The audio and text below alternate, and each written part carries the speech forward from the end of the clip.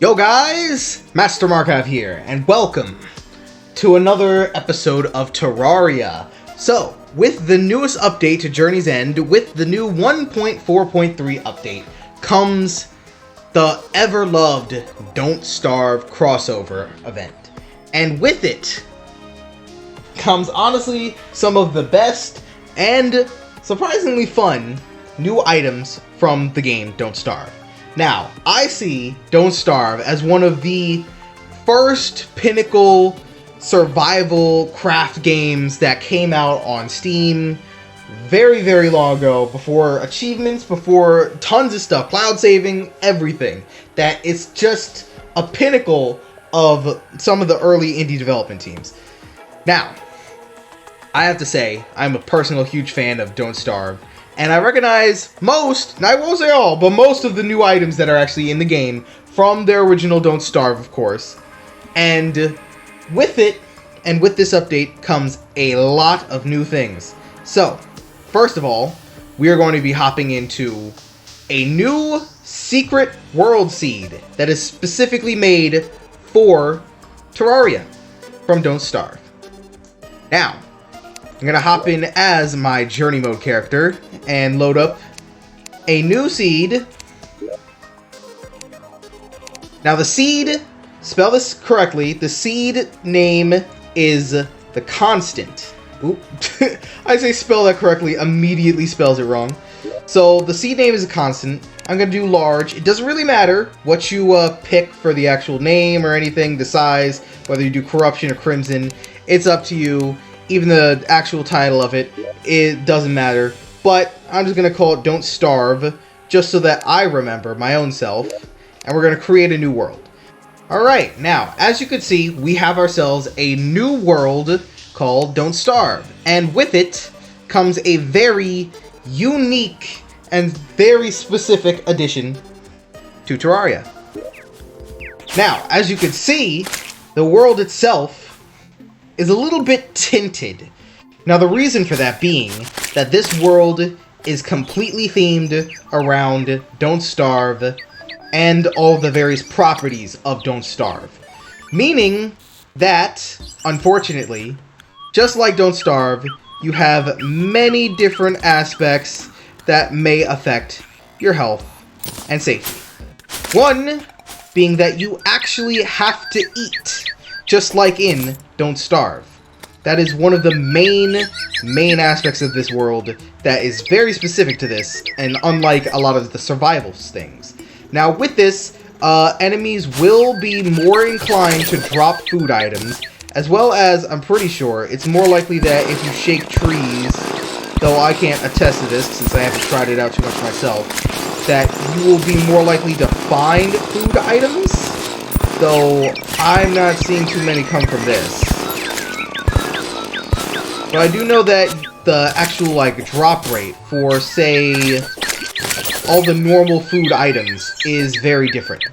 Another thing is that the biomes that spawn in this world are unique to this world. Meaning, for example, just like here, there are above-ground spider biomes.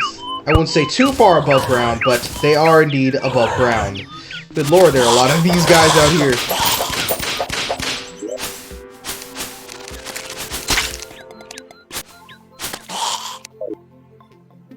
Now, I do want to showcase, while I'm also here, another thing. Another main aspect that most Terraria veterans are probably going to be a little bit teed off about. And that being that, unfortunately, let's just take off our one source of illumination, and that when you're in darkness, the darkness begins to hurt you.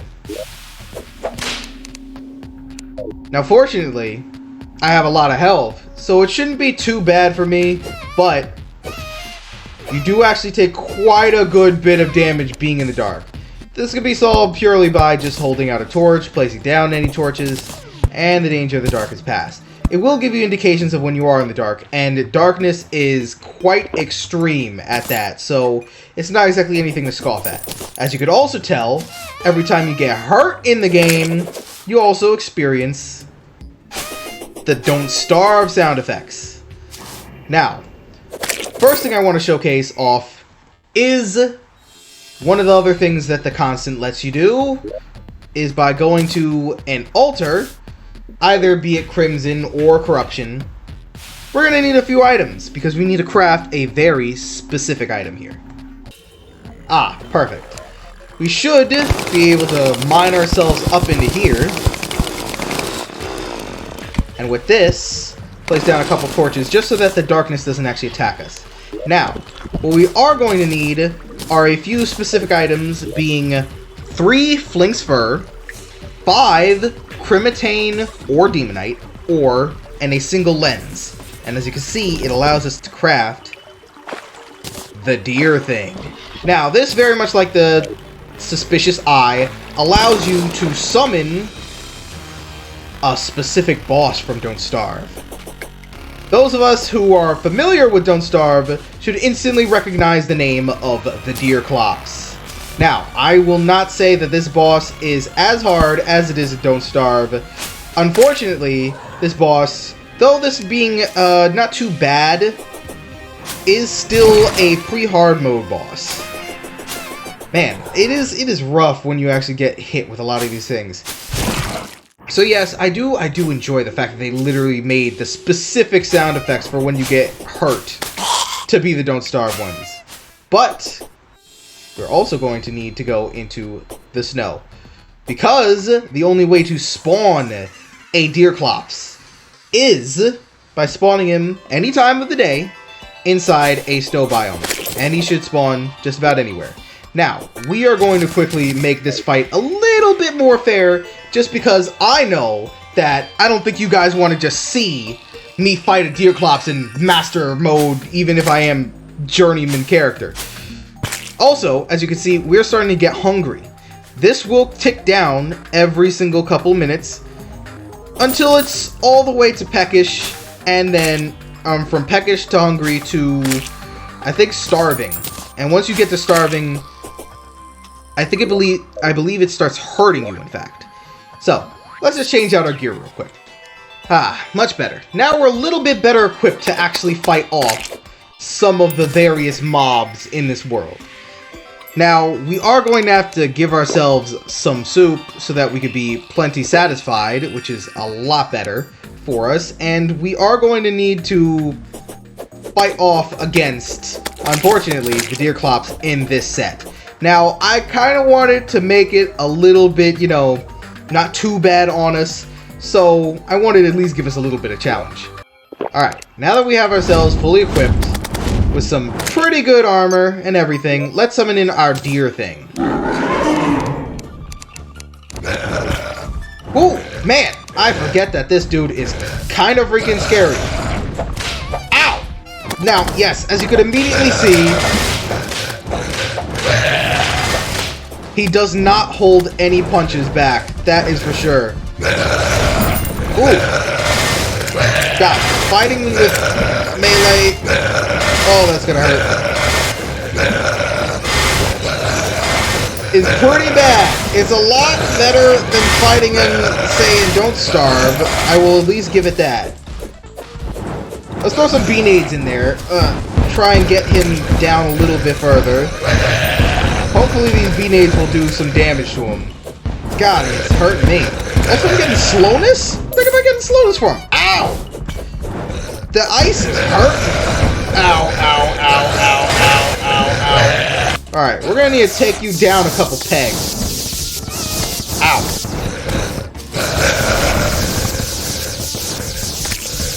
Man, this Deerclops is really holding through. I don't want to use anything more than the actual stuff that I would normally have in a pre-hard mode boss fight like this.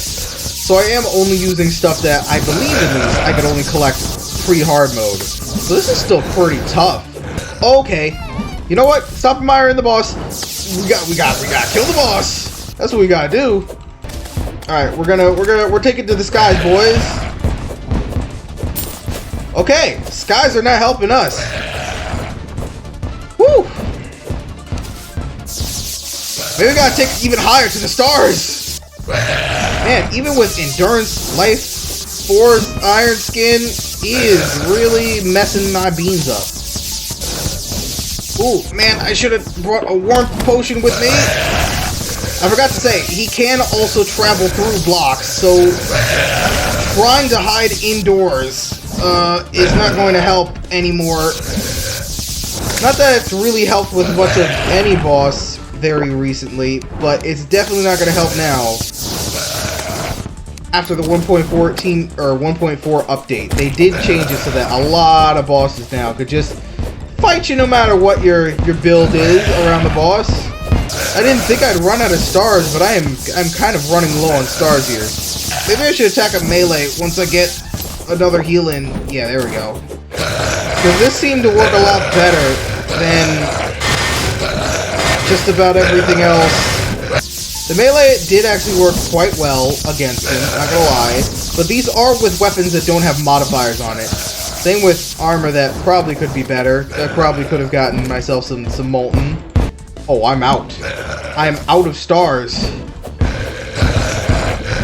Alright. It's just you and me now.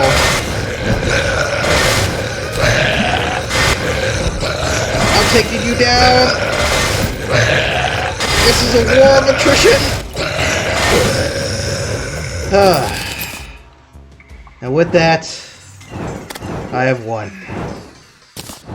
You can grab me some extra stuff. So, let's head back home. Ha! Back to the old grind. Back where I belong. Gotta say, much better to be back here. A lot less tinted, I will say. And thank God I don't need half of the stuff for that. Now, with our Deerclops, he usually drops quite a few items. A guarantee, of course, would always be his relic. I have to say, his relic looks really, really nice. But we can also get a plethora of items from his treasure bag. Let's see what some of them drop here. Ooh, we got a few, but let's see what all of them are. Alright, now to showcase off some of the items. Now, there's obviously our main mask that we always get every single time from our boss enemies. I have to say, it's a pretty decent looking mask. I kind of like it. It's kind of cool. It's weird seeing it with the actual singular eye. Most of our bosses don't even have faces, but this one just being the one eye is kind of like the Eye of Cthulhu one. Let's showcase off some of the other items. One of them being a quick bone helm. We actually get an upgrade for our melee. Let's really quickly move a little bit over and just summon a bunch of enemies if we can. I want to showcase off that meleeing gives us some of the hands that the boss does. Now, since this is a pre-hard mode version of the boss, it's not going to do too much damage. It's doing 24, 22 right there. As you can see, it's not too bad, but it's also not the greatest weapon. But I have to say, it's pretty nice if anyone's using it and just wants the little extra bits of damage on people. Now, another thing we have is the Houndius Shootius. So, it basically looks like this, and it shoots off small projectiles at some of the enemies that, as you can see. It, again, pre-hard mode, so it doesn't do too much damage in comparison to, well, just our natural armors thing. And, it's not exactly the most accurate, but it is a pretty good weapon nonetheless. Now, another one that we have is the Weather Pane. This is very similar to those who've defeated Duke Fishtron, should know how the tornadoes react in that. It's pretty good, 13 magic damage weapon, kind of slow, low knockback, so it does hit more, but it does ignore any enemy's defenses, which is really, really nice. Another one is the Pneumatic Horn. Oh, of course, I forgot. We are going to need some musket balls for this. Now, with the Pneumatic Horn, we are able to shoot out literally anything! Think of it as similar to the coin gun or the sand gun, where it fires off the sand and, well, coins, but instead this could fire off literally anything. As you can see, it's anything from gemstones, bones, rotten chunks, the various different ores. I think a unicorn horn, all the different flowers. I think I saw a shiverthorn, acorn, diamonds. Now, unfortunately, dirt. Now, unfortunately, you can't actually keep any of these things after they're shot, but it is really cool to see that. Allows for wireless transfer of injury. Another thing we have is, yes, it knows we're showing it off, is Lucy the Axe. And with Lucy, our little Lucille, is able to chop down trees, not too much axe power, 120%. Pretty fast, decent melee attack. I have to say, it's a pretty good axe, honestly, for what I was expecting. And with it, it talks whenever you chop down trees. It loves when you chop down trees. But, unfortunately, there's nothing special that actually comes from chopping down said trees when you use it. But it is still pretty cool. And because of it, it of course inspired some of the new emotes that we actually get with this update. One of them being the Lucio. One of our other vanity items we have is the Eyebrow. It doesn't actually do anything, it just has a nice little cloud, kind of looks similar to the Nimbus cloud that we have in Terraria, and it kind of just rains on you while you have the little umbrella, which is really nice. Now, for our last couple, there's a reason I had to come to this world specifically for you to be able to see this item. The radio thing, Forbidden Knowledge echoes from the radio, changes any Terraria world to have the same hue as Don't Starve. That includes the morning, where it's extremely dark, noon, dusk, midnight. And it is very cool seeing all of them. But unfortunately, the hue is a little annoying sometimes, but it's not too bad, I have to say. It's very good that they gave this to us so that we can spawn this in regular worlds and still have that hue very similar to the Blood Moon and the other various things that we could get from the solar stuff. Two more things that I want to showcase off for the Deerclops before the end of this episode. One is, of course, the pet that I've been saving up. Technically, they're both pets. Yes, Lucy, not now, but this pet is a mini Deerclops. Now, I'm kind of surprised they did not bring in the iBird pet that you actually get in Don't Starve. Because that would have been the first immediate thing I would have done. I've been like, oh, give them another egg. I know they have a lot of eggs, but give them another egg and have the egg hatch into the iBird. Like it's a tall, stalky iBird that looks really, really cool in the actual game. And I have to say, it's really awesome.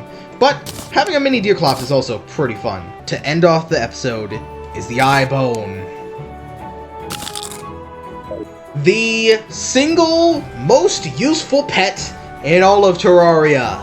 And I can say this because we have gotten Chester. Otto von Chesterfield Esquire. Now, those of you who are familiar with the Money Trough know that you could summon your Money Trough to gather anything out of your piggy bank. Say, import things, items, the whatnot. Stuff that I haven't gotten for Journey Mode. Very rare stuff. Moonlord Legs, Red Potion. Shh, don't tell anybody. But, have you ever hated having to do the simple click of a Money Trough and having to carry your Money Trough around? And the fact that your Money Trough does not follow you. Now, with Chester, you're able to have a mobile piggy bank. This time in your pet slot. Now, normally you can't really put the Money Trough in your pet slot. So, essentially, pre-hard mode Deerclops has replaced the need for solar eclipses permanently. No, I will say that it is very, very much more useful to have Chester than the Money Trough now that you have him. And he's so good to have. And he even makes little sounds. Now, you could be walking while you activate Chester, so it won't stay in his little mouth opening animation if you're moving. But it is cool that when he is still, when you decide to open him up, he does do the same animation that he does in base Don't Starve. I almost forgot. I can't just not showcase off some of the two best parts of the world. One of them being marble biomes. Yes, you heard that right. Marble biomes above ground, where you get yourselves statues. Painted statues, so it is not necessarily anything new. I wonder if the radio thing makes it normal hue in this world. Isn't that convenient? Ah!